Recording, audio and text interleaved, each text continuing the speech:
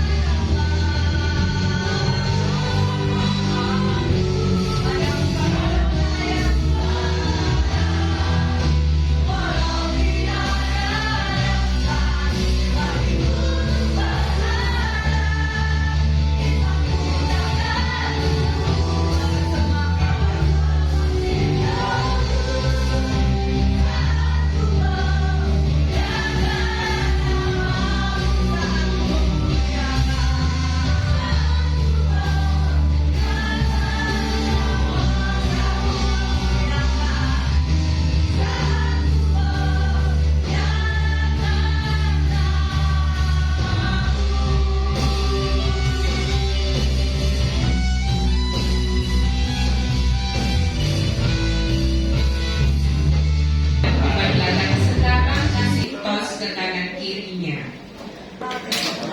Ya, ke kanan kirinya. Kemudian ini agak sedikit bergerak, kan katanya kalau bergerak ini agak jumbo ini ya. Kasih tos ke yang pakai kacamata.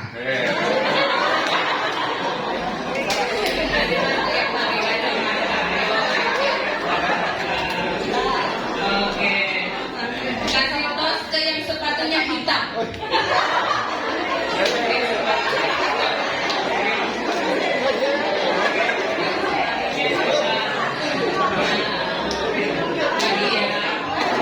Kasih tos ke yang tadi sudah sarapan.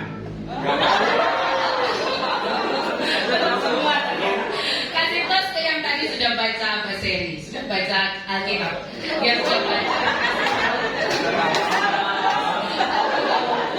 Kasih tos ke yang rambutnya lurus. Ini belum ya. Rambutnya lurus.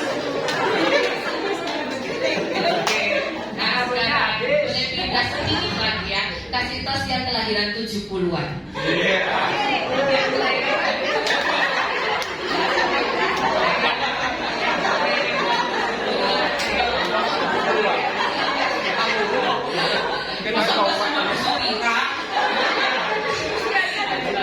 sekarang kasih tos untuk depan belakangnya Bapak Ibu. Itu silakan duduk kembali. Ya tak kenal maka tak sayang gitu ya, tak kenal maka tak sayang. Ya cuma tahu itu Semaya gitu ya, cuma tahu itu Pak Tukiran gitu, tapi tahun lahirnya, tinggi badannya, makanan kesukaannya, kayak gitu ya. Jadi untuk tadi kata sebutkan makanan kesukaan, pagi hari ini masih ada di dalam tema tentang firman Tuhan. Masih ingat 3 pilar otoritas Alkitab minggu lalu? Yang pertama, 3 pilar Alkitab. Yang pertama, Alkitab adalah firman Allah. Yang kedua, Alkitab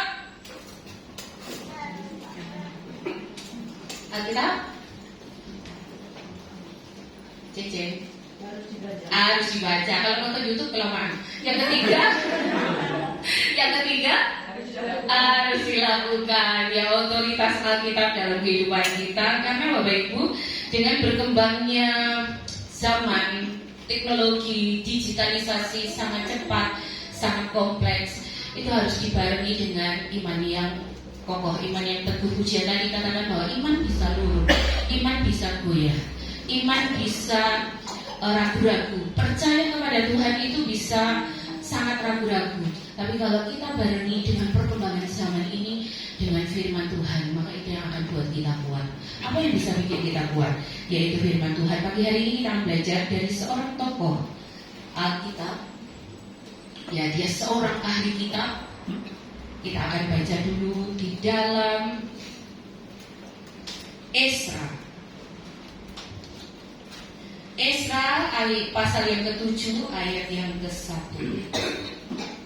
Dia kitabnya tidak banyak, tapi kisahnya sangat singkat Bapak Ibu. Bisa ditemui di kitab Esra, Nehemia, Hagai, dan Sakaria. Nah, ini kisah-kisah tentang Esra ini sezaman ya. Esra pasal 7 ayat 1, 2, 3, 4, 5.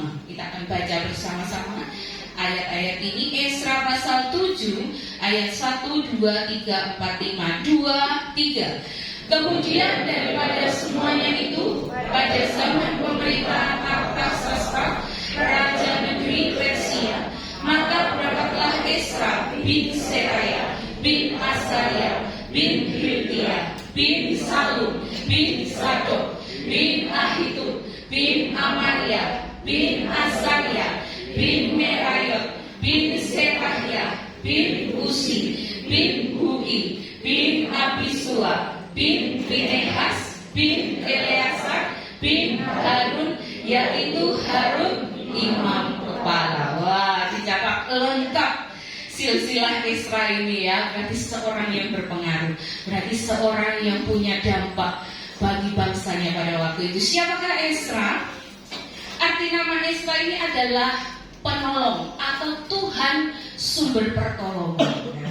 Arti kalau yang pemuda-pemuda yang punya anak mungkin bisa namakan Esra, Tuhan sumber pertolongan. Artinya itu penolong. Ayahnya bernama Seraya, moyangnya dia dari garis keturunan Sadok, Pinehas, Eleazar dan Harun, masih keturunan Harun. Nah, hari-hari ini kita masih dalam pembacaan kitab Ulangan. Sudah nggak lama lagi kita Ulangan. Habis itu nanti kita berpindah ke Yosua, Hakim-Hakim. Nah, kita mulai cerita-cerita yang baru ya. Dia adalah keturunan dari imam kepala itu. Dituliskan di sini imam kepala Harun namanya. Nah, dia seorang pekerjaannya adalah nabi, imam, ahli kitab, pengajar Taurat. Dia lahir di Persia. Esra ini bukan golongan yang lahir di Yerusalem, yang lahir di tanah nenek moyangnya, tidak. Tapi dia itu lahir di Persia. Dan dia matinya di Yerusalem. Dia kembali lagi nanti ya. Setelah masa 70 tahun, saya akan cerita sedikit Bapak Ibu. Tapi janji ya jangan ngantuk ya kalau saya cerita ya. Ya gitu. Biasanya kalau sudah dongeng gitu, terus dari depan sini sudah kelihatan matanya sudah mulai gini gitu. Antara melek dan merem gitu ya. Antara melek dan merem. Senggol dulu sebelahnya. Jangan terjisik ya. Nanti aja pulang sampai rumah habis dari gereja bersih. Nah, kerajaan Israel diperintah oleh raja yang pertama namanya Saul. Raja yang kedua Daud. Raja yang ketiga Salomo. Raja yang keempat Rapi. Ya, nah setelah Salomo ini Israel ini terpecah menjadi dua. Kemarin di Betania sudah disinggung oleh Pak Sam sedikit. Yehuda dan Benyamin itu adalah Israel Selatan, dipimpin oleh rajanya yang bernama Rehabeam. Mirip-mirip. Kemudian 10 suku yang lain itu kerajaan Israel Utara dipimpin oleh rajanya bernama Yerobeam. Ya, Beam-Beam gitu, yang satu Reha, yang satu Yero. Jadi Israel Selatan tadi dipimpin oleh Rehabeam ya lagi. Israel Utara dipimpin oleh Yerobeam. Israel Selatan itu dibuang ke Babel. Israel Utara itu dibuang ke Asyur. Nah, singkat ceritanya begitu ya. Kemudian sebagaimana nubuatan Tuhan, setelah 70 tahun mereka akan kembali. Nah, ini ada rombongan-rombongan yang kembali. Ada 3 rombongan yang kembali ke Yerusalem dari pembuangan-pembuangan itu. Rombongan yang pertama dipimpin oleh seorang yang bernama Serubabel. Serubabel ini adalah keturunan Daud. Dia berhak atas tahta. Jadi dia itu bukan hanya putra mahkota, tapi cucu ya, sudah panjang gitu ya, mahkota. Cuman dia tidak pernah duduk di dalam kerajaan. Namun dia diangkat oleh Raja Kores menjadi gubernur, menjadi bupati. Nah, gubernur atau bupati, nah itu terjemahannya memang ada yang menuliskan gubernur, ada yang menuliskan bupati di wilayah Yehud, provinsi Yehud. Jadi Israel ini ada di bawah penjajahan, ada di bawah kekuasaan dari Persia, dinamakan provinsi Yehud gitu. Itu Serubabel ini adalah gubernurnya atau bupatinya atau pejabatnya pada waktu itu. Rombongan yang pertama dipimpin oleh Serubabel. Nah, rombongan yang kedua dipimpin oleh Esra ini. Dia juga ditugaskan oleh Raja Artasasta dia untuk kembali lagi ke Yerusalem, membangun tembok Yerusalem. Dan rombongan yang ketiga yang paling terakhir dipimpin oleh seorang juru minuman raja yang bernama Nehemia, membangun tembok Yerusalem selama 52 hari. Oke, kawan-kawan kita kuis ya Bapak Ibu ya. Yang membangun tembok Yerusalem itu selama 52 hari. 52 hari berapa bulan? 2 bulan kurang ya. 2 bulan kurang 8 hari begitu kurang lebih. Kalau 1 bulannya 30 hari. Nah, ini kurang lebihnya seperti itu. Esra ini memimpin rombongan yang kedua untuk kembali ke Yerusalem. Nah, jabatan Esra di Persia, jabatan Esra di Persia ini adalah kepala departemen urusan orang Yahudi, gitu ya. Kepala departemen urusan orang Yahudi yang mengawasi ibadahnya orang Yahudi. Jadi begini, Babel itu kemudian nanti ditaklukkan oleh Persia. Persia itu sekarang apa sih negaranya? Irak, ya betul. Pada waktu itu Raja Persia ini menguasai hampir seluruh dataran yang ada di sekitar tanah Kanaan tersebut ya, yang ada di sekitar dataran yang sekarang. Nah itu Raja Persia, sekarang adalah negara Irak. Babel ini dikuasai oleh Persia dan dia memang memegang kekuasaan pada waktu itu. Raja Persia itu tidak melarang bangsa Israel beribadah kepada Tuhannya, tidak. Tapi dalam pengawasan supaya tidak terjadi pemberontakan yang mengatasnamakan agama. Ya, jadi Raja Persia itu tidak melarang warga Yahudi atau orang Yahudi ini untuk beribadah kepada Tuhannya, tidak. Olehnya Ezra ini ditempatkan di Departemen Urusan Orang Yahudi bagian pengawasan ibadah mereka, di bagian pengawasan tata cara ibadah mereka. Nah, Bapak Ibu, kalau kita dengar Persia, berarti ada seorang ratu dari bangsa Yahudi yang namanya Hadasa, ya, namanya Hadasa. Dia menjadi ratu di negeri Persia tersebut. Ada Mordekai. Nah, ada banyak orang-orang yang berpengaruh. Orang Yahudi ini ada banyak yang berpengaruh di kerajaan-kerajaan tersebut, baik di Babilonia, baik di Persia. Itu mereka berpengaruh. Nah, Ezra yang artinya Tuhan adalah pertolonganku atau penolong ini, itu mencatat kitab ini, menuliskan kitab ini. Walaupun Bapak Ibu di dalam pasal 1 sampai pasal yang ke-6, kalau Bapak Ibu baca semuanya, Ezra tidak menyebutkan kata ganti orang pertama, tapi dia selalu menyebutkan kata ganti orang ketiga, dia. Namun setelah pasal 7, ketika silsilahnya ini tadi dicatat, dituliskan, Ezra baru mengganti namanya aku, ditugaskan gitu ya. Aku. Di dalam kitab Ezra ini, kitabnya berisi dokumen-dokumen penting. Nanti kalau Bapak Ibu baca, ada surat-surat, ada dokumen, catatan sejarah dari Raja Kores, dari Raja Artasasta, yang berisi tulisan-tulisan sejarah atau dokumen-dokumen pada waktu itu dan catatan pribadi. Nah, perlu diketahui beberapa raja Persia kok bisa sampai di Artasasta ini. Setelah pada Daniel itu melewati 4 raja. Siapa aja mereka? Nebukadnezar, Belshazzar, terus Darius dan Kores ya. Raja Kores ini nanti yang dipakai oleh Tuhan untuk mengizinkan bangsa Yahudi yang ada di dalam pembuangan ini kembali ke Yerusalem. Hebat ya. Allah bisa memakai siapa saja dengan caranya untuk bisa mengembalikan bangsa ini ke negeri asalnya, termasuk Raja Kores ini. Nah, Raja Kores ini disebut Kores Agung. Kemudian setelah dia ada raja yang bernama Kambisus, kemudian Bardia, kemudian Darius I, ada Xerxes I, dan kemudian Artasasta I yang ada di dalam Ezra dan Nehemia ini. Nah, menurut catatan sejarah, ada kemungkinan Raja Artasasta ini juga Raja Ahasveros. Tapi itu buktinya tidak ada, yaitu harus penelitian tidak lanjut Bapak Ibu. Tapi disebutkan ada kemungkinan seperti itu. Nah, kitab Ezra sendiri itu berisi 2 hal. Yang pertama adalah kitab Ezra, kenapa dituliskan? Ezra menuliskan kitab ini yang pertama menunjukkan pemeliharaan Tuhan bagi umatnya sekalipun di negeri pembuangan.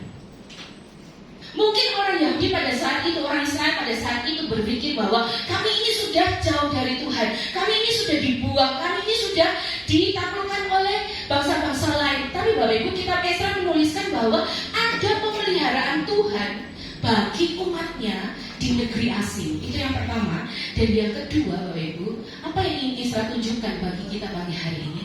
Allah menjaga firman. Allah menjaga firman-Nya. Tadi saya sebutkan bahwa Ezra ini lahir di Persia.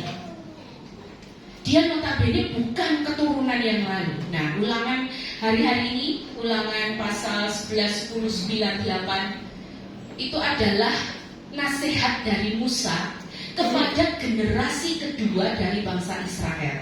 Generasi yang pertama adalah mereka yang bersama-sama dengan Musa keluar dari Mesir, dan mereka yang menyaksikan betapa dahsyatnya Tuhan. Mereka menyaksikan tulah-tulah, mereka menyaksikan bagaimana mereka keluar di tengah histerisnya bangsa Mesir yang kehilangan anak sulung. Mereka menyaksikan bagaimana laut itu terbelah, bagaimana kereta dan tentara bangsa Mesir dijungkir balikan di laut Tebrau. Mereka menyaksikan bagaimana Tuhan memberi makan mana dan burung puyuh, bagaimana Tuhan menyediakan air, bagaimana mujizat-mujizat yang besar, dan bagaimana Musa pada waktu itu menerima pesan-pesan atau perintah-perintah Tuhan.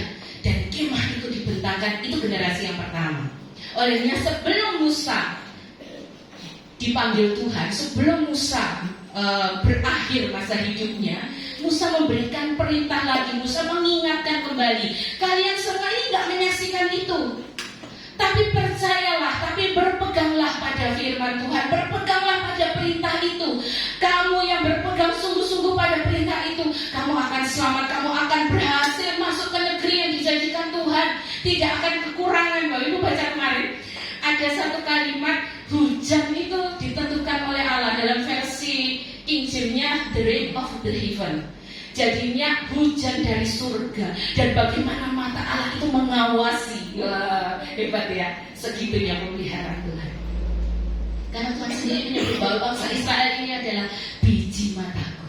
Jadi diawasi, detil-detilnya diawasi. Bahkan Tuhan menyiapkan semuanya. Kamu gak perlu ragu.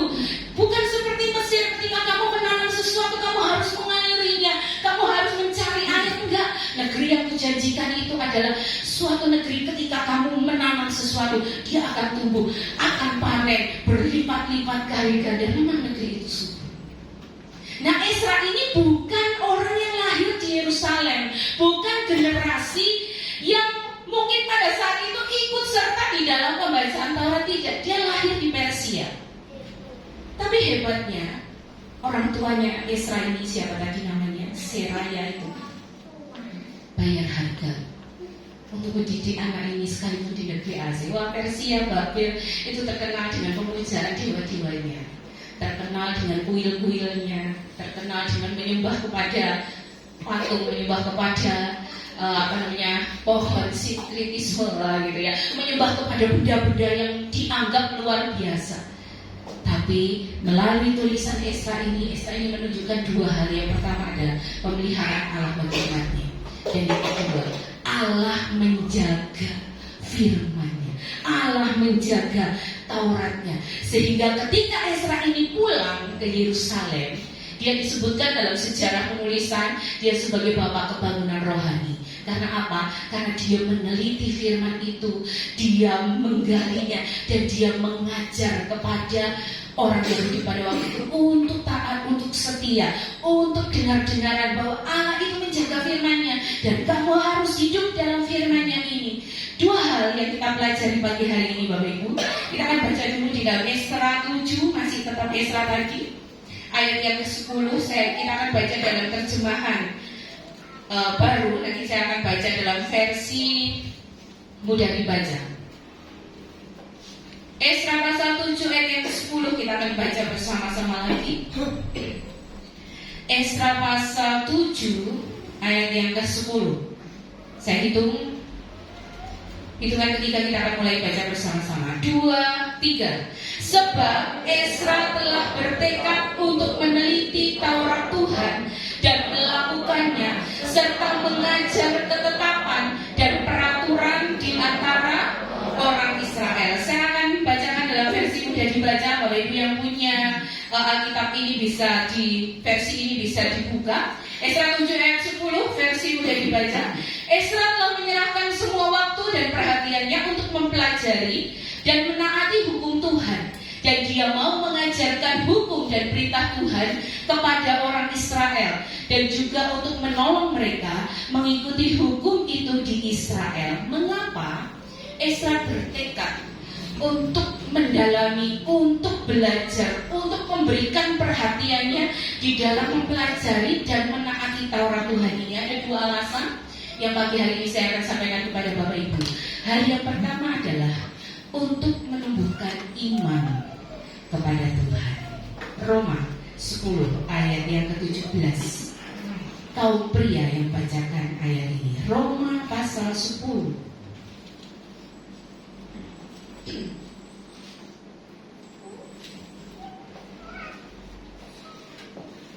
Roma 10 ayat 17.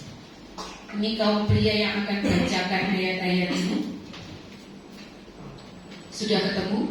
Pria itu bapak-bapak yang sepuh, yang menengah, yang masih muda, anak-anak yang cowok, gitu ya. Jadi baca dengan suara lantang. Roma 10 ayat 17. 2, 3. Jadi iman timbul dari kebenaran dan kebenaran oleh firman Kristus. Setengah ke depan yang masih baca, yang belakang belum kedengaran suaranya. Saya hafal suara Bapak Ibu ya. Ayo, Roma 10 ayat 17 itu kan ketika Bapak-bapak ini mereka belum sarapan tadi pagi nih loh. Ya, mereka belum sarapan tadi pagi nih jadinya Roma kita sarapan rohani dulu ya. Kalau kita sarapan rohani nanti baru beli ke anak-anak itu ya, iklan lagi ya. Ini saya sering iklan ini biasanya di endorse sama, boleh loh di endorse sama itu sekali-sekali. Tidak apa-apa free, wah gitu ya. Dari tujuannya cari dana malah minta endorse. Roma 10 ayat 17, 2, 3.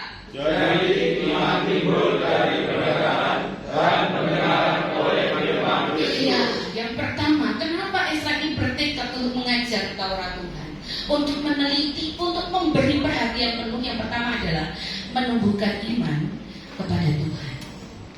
Bapak Ibu, iman kita kemarin saya sempat share biji sesawi itu ya, kecil sekali.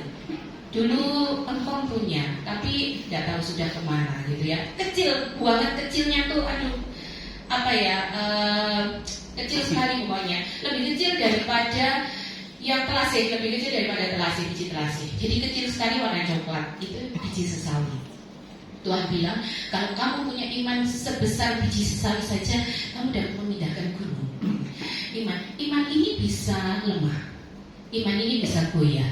Menurut sejarah di Israel, ketika nggak usah ke Esra, kita lihat dulu ketika bangsa Israel keluar selama ada di dalam padang gurun.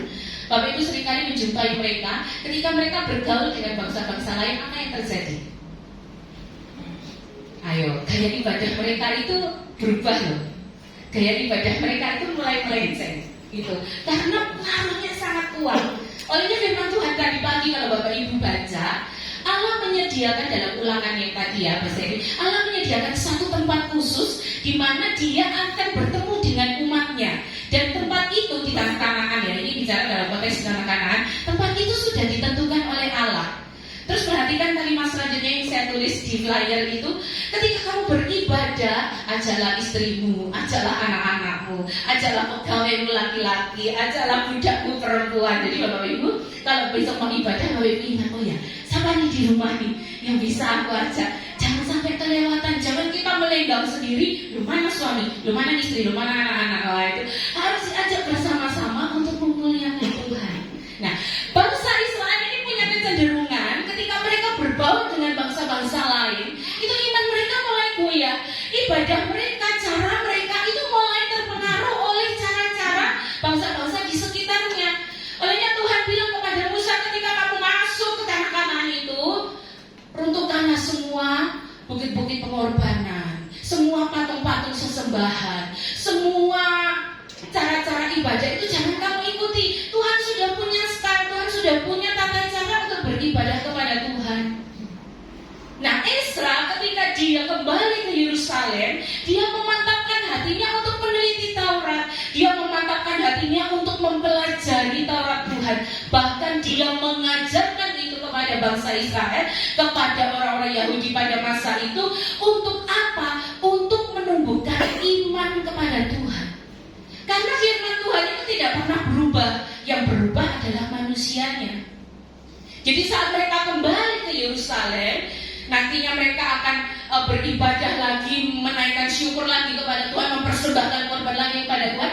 Iman mereka ini terus kuat, iman mereka ini terus kokoh, iman mereka ini terus berpaut kepada Tuhan, terus connect kepada Tuhan. Ditarik ke zaman sekarang, tadi ayat yang sudah kita baca.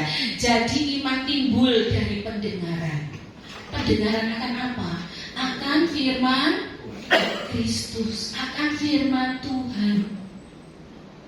Oleh saat kita membaca firman, jangan baca dalam hati Bapak Ibu, bisa-bisa hilang gitu. Karena baca Alkitab itu ngantuk memberikan efeknya. Jadi membacanya dengan bersuara. Kenapa? Kalau kita bersuara, sekalipun kita membaca sendiri ya. Sekalipun kita membaca sendiri, kadang saya juga unik-unik untuk baca. Supaya apa? Telinga saya bisa mendengar. Dan ketika kita mendengar firman, hari-hari kita belajar firman, iman kita ini boleh tumbuh. Berapa jam sih kita baca Alkitab? Gak nyampe 1 jam kan? Kecuali yang panjang 8 hari ya. Ini nanti ketemu lagi Mazmur 119. Tapi gak dibaca dalam satu waktu sekaligus. Itu bakal dibagi ke beberapa bagian. Kalau dibaca dalam satu kali waktu sekali itu gak belenger gitu ya. Nah, apalagi dulu waktu di sinagog itu pembacaan Alkitab itu 1 kitab loh Bapak Ibu. Coba hari ini kita baca Mazmur pasal 1 sampai pasal 150. Kelar jam berapa nanti ibadahnya ya? Ibadah Genvi dihilangkan, ibadah Yud minggu depan aja karena kita mau baca satu-satu. Wah ngimiran Bapak Ibu ya. Jadi bacaan kita didengar supaya apa? Ketika kita mendengar firman, iman kita ini boleh bertumbuh, iman kita ini boleh kuat, iman kita ini boleh kokoh untuk terus percaya kepada Tuhan. Kalau masih tiap hari kita nggak membaca firman, bagaimana iman kita ini bisa tumbuh?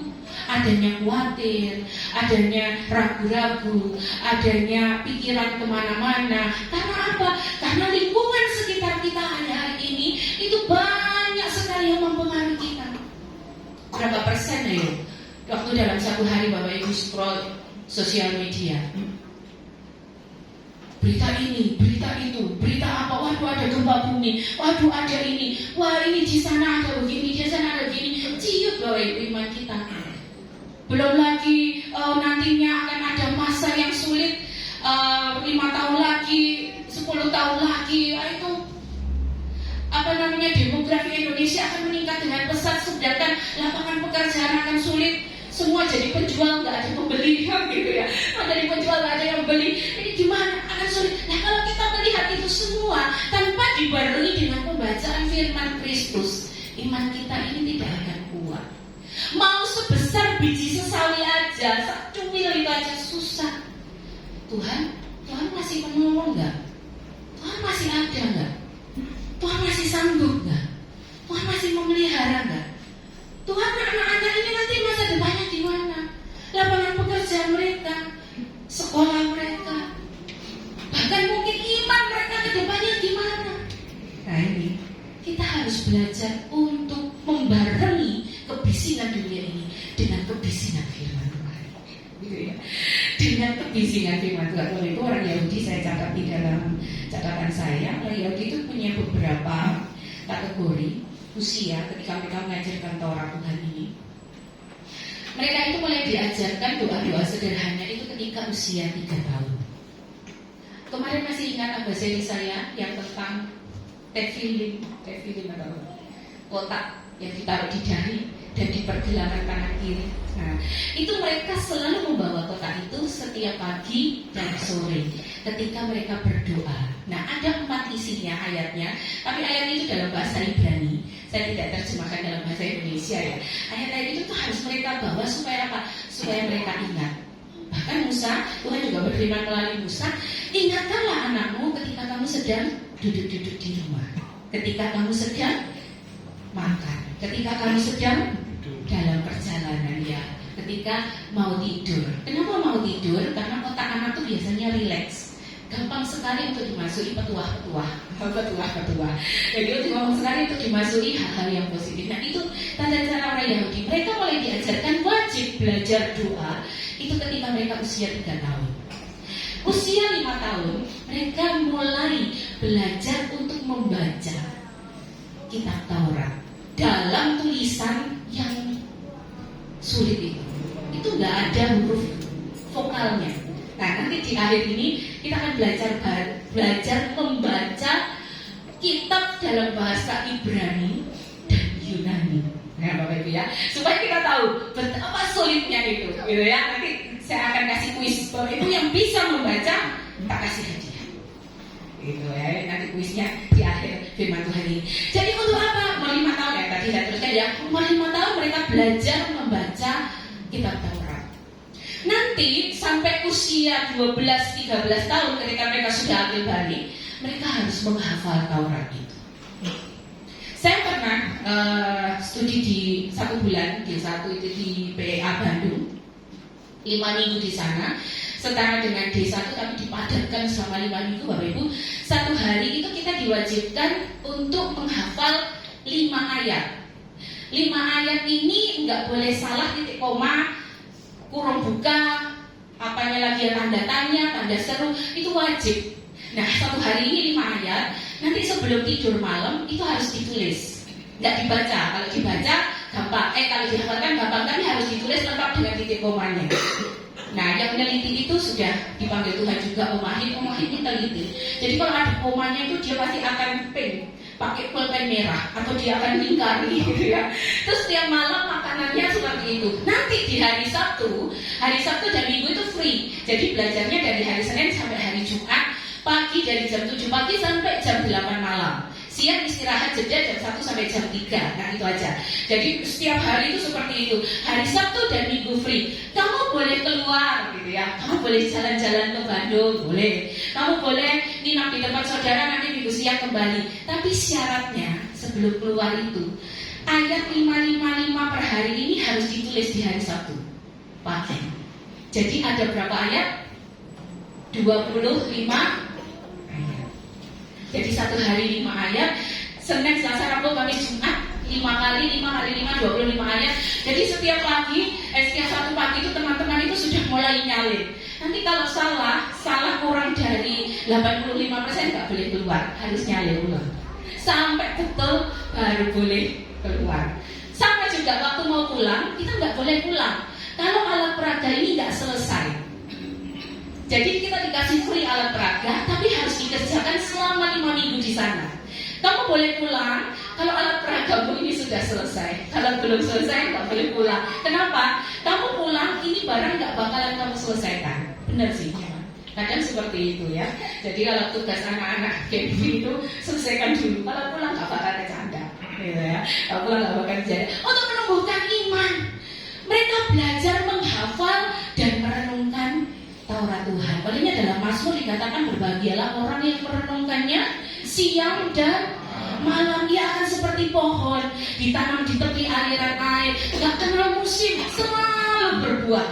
Dan yang terakhir paling enak, apapun yang dikerjakannya dibuat Tuhan berhasil. Tapi jangan lihat berhasilnya, bayar harganya ini yang harus dikejar. Bayar harganya untuk baca 90 ayat, baca 60 ayat, untuk baca ini. Kami bertiga juga sering, wah berapa ayat ya ini? Pokoknya ayat yang panjang, jatahnya Pak Sam yang baca gitu ya. Jatahnya Pak Sam yang baca itu. Tapi kok mesti yang panjang? Gak apa-apa lah, enak soalnya Pak Sam kalau baca itu enak. Suatu kali bisa diminta untuk membaca. Dan jadi enak untuk membaca ayat. Untuk menumbuhkan iman, Bapak Ibu, hari-hari ini banyak hal yang membuat iman kita luruh, iman kita goyang. Tapi firman Tuhan tetap sama. Yesaya mengatakan, apa yang keluar dari mulut Allah, firman yang keluar dari mulut Allah tidak akan kembali dengan sia-sia. Dia akan bekerja di dalam pribadi orang tersebut. Yang kedua, mengapa Ezra itu bertekad mengajarkan Taurat ini? Sekarang yang baca sekarang kaum wanita yang sepuh, yang menjelang sepuh, yang masih muda, anak-anak kecil juga boleh baca. Mazmur pasal 119. Mazmur pasal 119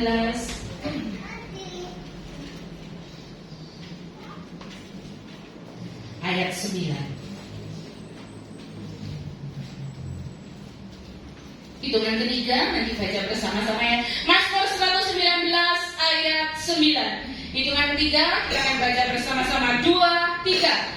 Dengan apakah seorang muda mengatakan wajah bersih dengan menjaganya sesuai dengan firman-Mu, dengan menjaganya sesuai dengan firman. Yang kedua, kenapa Ezra bertekad untuk mengajarkan Taurat, meneliti dan mengajarkan Taurat Tuhan? Yang kedua adalah untuk menumbuhkan tanggung jawab diri. Tanggung jawab diri. Membaca Alkitab ini nggak gampang, Bapak Ibu. Kalau kita nggak ada tanggung jawab dalam diri, itu susah. Benar? Benar. Ada kedistrak dengan berbagai macam hal. Lari. Anak-anak yuk minggu lalu tak kumpulkan, tak tanya, Ayo, siapa yang mulai bolong? Kenapa bolong-bolong untuk baca Alkitab? Pulangnya wis sore loh. Pulang sekolah sudah sore, belum les, belum tugas. Sudah capek, sudah ngantuk gitu ya. Baca Alkitab tambah ngantuk gitu ya. Jadi baca Alkitab ini tanggung jawab diri. Mungkin di orang-orang sezamannya Esra ada banyak orang yang ahli, yang lebih pintar, yang lebih lebih mahir di dalam mempelajari Taurat, lebih mahir di dalam mengajar. Ada banyak orang. Tapi kenapa Tuhan pilih Esra? Dan kenapa Esra mau meresponi apa yang Tuhan taruh dalam hatinya? Kenapa? Karena Esra bertanggung jawab pada dirinya sendiri dan juga pada umat Allah pada waktu itu. Saya sudah memberikan hidup saya mengabdikan diri saya memberi perhatian saya. Kalau bukan kita, siapa lagi? Ya kalau bukan kita, siapa lagi? Kalau bukan mama, siapa lagi mau mengejar anak-anak ini? Kalau bukan papa, kakek nenek, yang punya cucu, yang punya anak, siapa lagi yang mau mengejar? Ya kita, Bapak Ibu. Itu tanggung jawab diri. Supaya apa? Iman mereka ini bisa bertumbuh. Olehnya saya mengulang-ulang. Biarkanlah anak-anak ini juga berjumpa dengan Tuhan. Melalui apa? Melalui pembacaan firman. Melalui apa? Melalui firman Tuhan yang mereka baca setiap hari. Melalui apa? Melalui firman Tuhan yang mereka dengar setiap hari. Kalau cuma sekali 1 minggu, itu gak kuat 1 jam, gak sampai 1 jam bacaan firman Tuhan.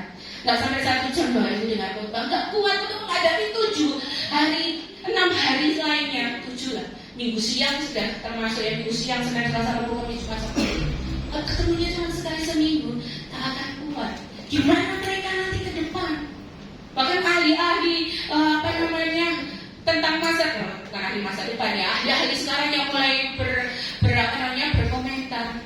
Ke depannya ini akan susah. Mereka tidak mampu beradaptasi dengan dunia yang serba cepat, dengan dunia digitalisasi, dengan semua pekerjaan yang mungkin akan berubah nanti ke depannya. Mereka akan lengser. Nah itu anak-anak kita loh yang akan menghadapi zaman-zaman itu. Zaman dahulu kala, zaman kita ini sudah diprediksi, wah nanti akan seperti ini. Dan zaman sekarang, zaman ke depannya pasti akan berubah. Pasti akan banyak hal yang mendistrak anak-anak ini. Kalau bukan kita, siapa lagi? Ya memang kesel. Sudah baca belum? Sudah laporan belum? Bacanya apa hari ini? Ibadahnya hari ini? Kalau yang sudah mulai kuliah di luar kota, cek. Sudah ibadah belum hari ini? Doa setiap hari. Gumulkan apa yang kamu mau capai. Cita-citamu tinggi, harapanmu besar. Harus dibarengi dengan mempercantik ibadahmu, mempercantik bacaan firman Tuhan. Wah, iya. Kalau kita nggak mulai dari sekarang, greget ini hilang. Karena tanggung jawab itu bukan tanggung jawab agent, bukan tanggung jawab orang lain, bukan tanggung jawab koordinator CH juga. Koordinator CH bertugas untuk mengingatkan. Tanggung jawabnya itu berkatnya di situ. Mungkin yang menerima laporan mengingatkan lagi. Ojo bosan-bosan mengingat. Saya juga nggak bosan mengingatkan Bapak Ibu. Setiap minggu saya selalu tanya, sudah baca ayat hari ini? Bukan untuk apa? Bukan untuk saya Bapak Ibu. Supaya Bapak Ibu punya iman yang kuat, nggak ecek-ecek. Supaya Bapak Ibu mentalnya bisa bertahan. Supaya Bapak Ibu tidak goyah ketika menghadapi berbagai macam rintangan. Tubuh kita, fisik kita, manusia ini terbuat dari tanah liat yang rempi, yang bisa ambiar kapan saja, yang bisa bentik, yang bisa bisa goyah. Tapi kalau kita punya tanggung jawab diri, dengan apa kita bisa mempertahankan kelakuan kita? Dengan apa kita bisa hidup benar di hadapan Tuhan? Dengan menjaganya sesuai dengan firman-Mu. Anak 2 Timotius 3 ayat 16. Segala tulisan yang diilhamkan Allah itu bermanfaat untuk kita baca saja. 2 Timotius 3 kita baca bersama-sama. Kali ini semua baca 2 Timotius, karena iman itu timbul dari pendengaran, pendengaran akan firman Kristus ya. 2 Timotius 3 ayat yang ke-16 kita baca yuk bersama-sama. Manfaatnya, dampaknya ketika membaca firman. 2, 3. Segala tulisan yang diilhamkan Allah memang bermanfaat untuk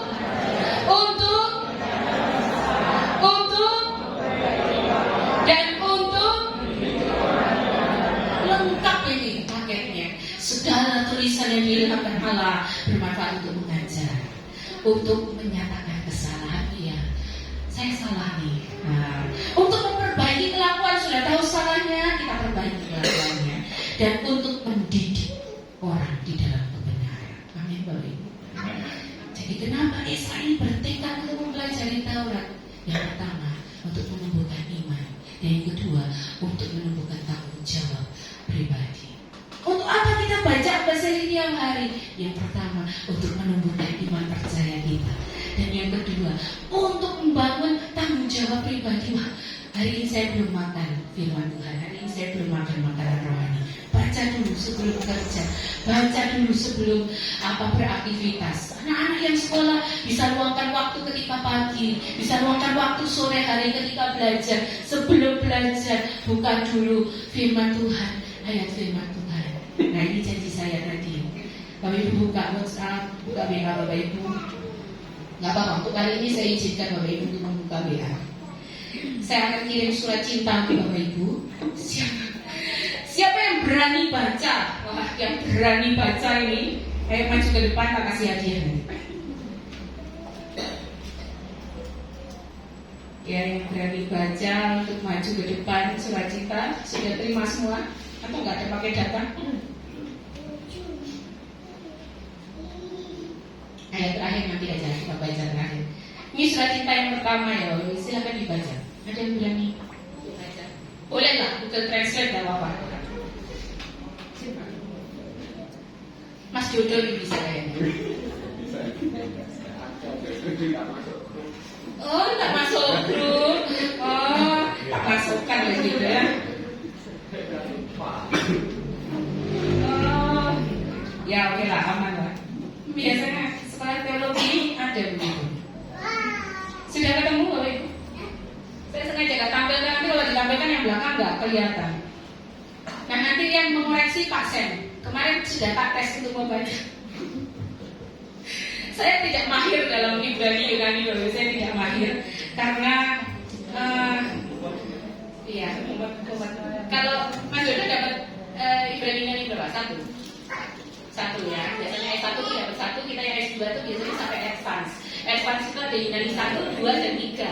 Sama Ibrani juga ada Ibrani 1, 2, dan 3. Bahkan ada yang bonusi Ibrani Advance, Yunani Advance ya. Boleh Google Translate, gak apa-apa. Ada yang mau coba untuk baca? Oke. Berdiri. Terjemahannya loh, bukan bahasa Indonesianya loh. Baca bahasa Ibrani-nya. Kalau bahasa Indonesia, dengarlah Israel, Tuhan Allah kita itu Esa. Ya, itu ulangan nama yang 4. Dalam bahasa Ibrani, ada yang berani? Ini bisa di-translate di Google Translate. Majoyo. Ini bisa ini. Ayo, ada yang berani? Tak kasih hadiah. Hari ini memang tak siapkan hadiahnya. Selain Pak Sen. Ada yang berani? CHC kami. Tak pernah. Betania. Bethlehem. Silom. Ini bisa didengarkan. Ya. Boleh lah. Salah-salah ini gak apa-apa. Gak ada yang tahu di sini. Ayo, mau coba? Ayo, mau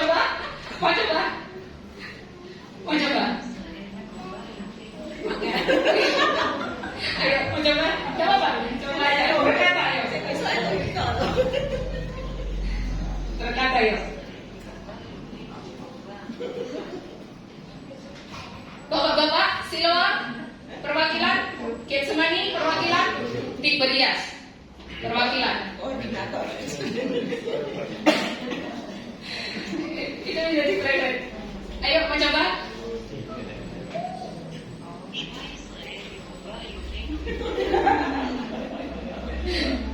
Ayo mencoba yuk.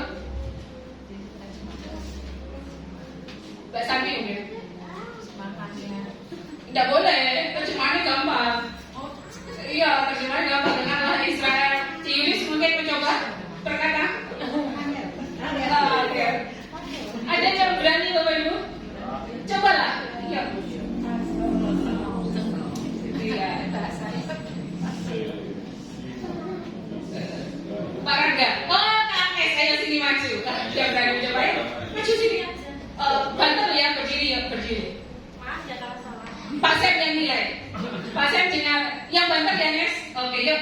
Ini Espa. Dapat Ibrani nggak? Espa. Jangan dapat dong. Iya, tidak apa-apa. Dengarkan. Ayo, Agnes. Yuk. Aku itu Israel, Kyrios, Theos, Demon, Kyrios, Heis, Estin. Pak Sendiri.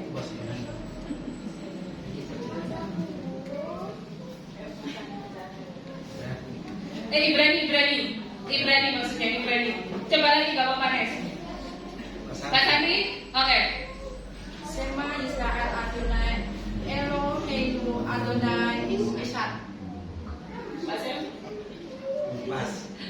belum Pak. Tapi boleh mirip lah ya. Susah soalnya kalau pas. Shema Israel Belum pas. Iya Pak Sem. Pak Sandri. Belum ada yang pas. Ada yang belum pas. Ada lagi? Ayo coba yuk. Pak Luci. Yuk. Pak coba. Pak coba yuk.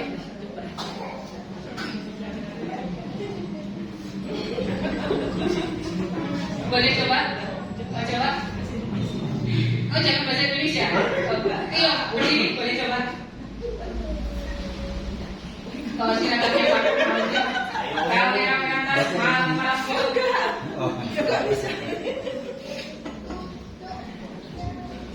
Yuk, ada lagi? Ciulis. Yuk.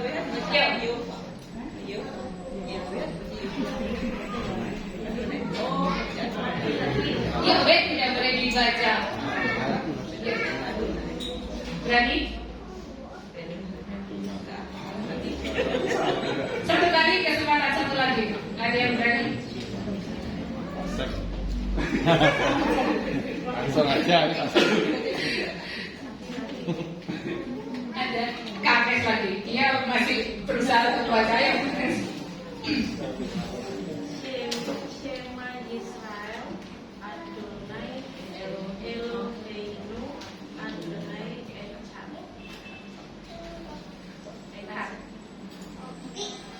Boleh. Pak saya maju baca. Bacanya. Saya tidak mahir, Bapak Ibu. Saya ngasih tugas tapi nggak mahir. Gitu. Ini ulangan nama ayat 4. Nah, sebetulnya hurufnya itu yang atas semua, yang di bawah kecil-kecil dan itu tambahan. Ibu kalau lihat begini jangan baca dari kiri ke kanan, salah. Bacanya dari kanan ke kiri. Ya, dari kata yang pertama itu Shema. Shema itu artinya dengarkanlah. Lalu kata yang kedua itu Yisrael, ya. Jadi bacanya Yisrael.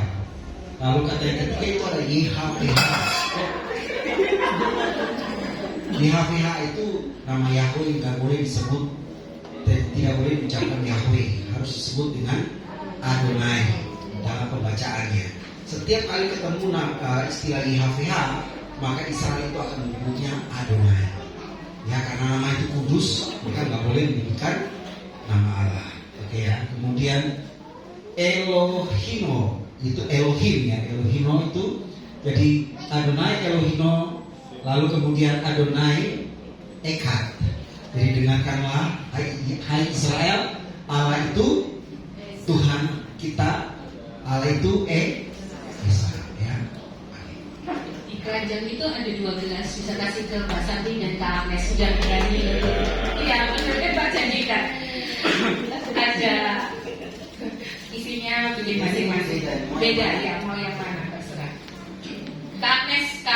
Salah. Agnes sama Mbak Santi. Pilih salah satu. Sudah berani mencoba ini Bapak Ibu. Bentar, tunggu dulu. Bisa buat ngopi-ngopi. Sudah berani mencoba. Bapak Ibu, Taurat Tuhan itu ditulis dalam bahasa itu tadi. Bacanya bukan dari kiri ke kanan, tapi dari kanan ke kiri. Jadi kalau kita ikut pelajaran Ibrani itu nulisnya dari kanan ke kiri, gitu ya. Hurufnya itu buatnya dari kanan ke kiri. Jadinya bacanya mesti dari kanan ke kiri. Nah, tambahan titik 2T garis ini di bawah itu untuk memperkuat vokalnya. Karena pada dasarnya tulisan Ibrani itu tulisan konsonan semua, huruf mati semua. Nah itu harus diberikan vokal supaya bisa tahu artinya. Bapak Ibu, kalau suruh baca apa seri dalam model begini, sanggup gak kira-kira?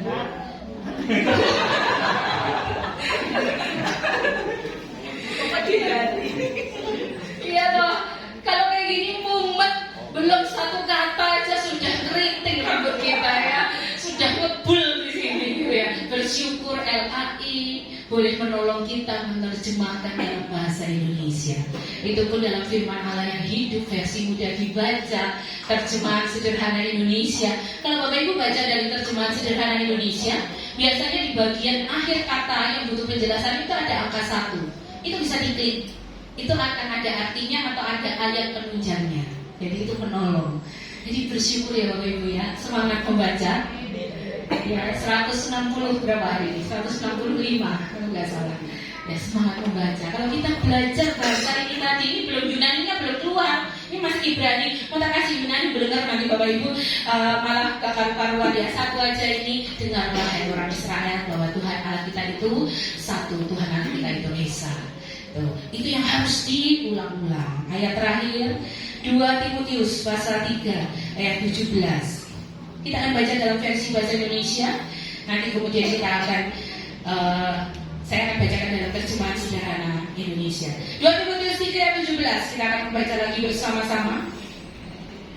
2 Timotius 3 ayat yang ke-17. 2, 3. Dengan demikian tiap-tiap manusia kepunyaan Allah diperlengkapi untuk setiap perbuatan baik. Dalam versi sederhana Indonesia, kesimpulannya melalui firman Allah, setiap orang yang sudah menjadi miliknya dimampukan dan diperlengkapi untuk menjalankan segala tugas yang baik yang diberikan Allah kepada kita. Wah, dengan demikian kesimpulannya dari firman yang kita baca, Bapak Ibu kita semua diperlengkapi, dimampukan untuk melaksanakan tugas yang baik yang sudah dipersiapkan oleh Allah. Nah sekarang kanan kiri lagi, semangat ya bacanya ya. Jangan kendor ya. Ditunggu laporannya ya. Tim musik bisa maju ke depan. Tuhan Yesus memberkati kita semua. Firman-Nya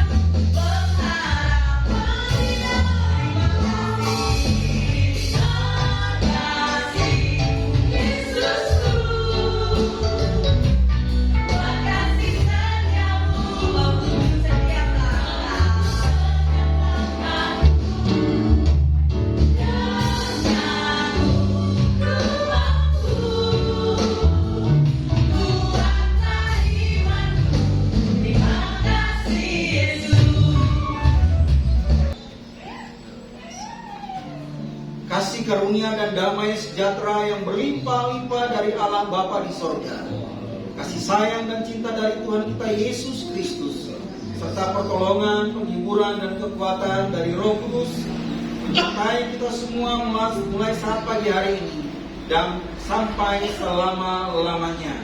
Pulang diberkati dalam nama Tuhan Yesus. Kami berdoa dan kami terima berkat Tuhan. Amin.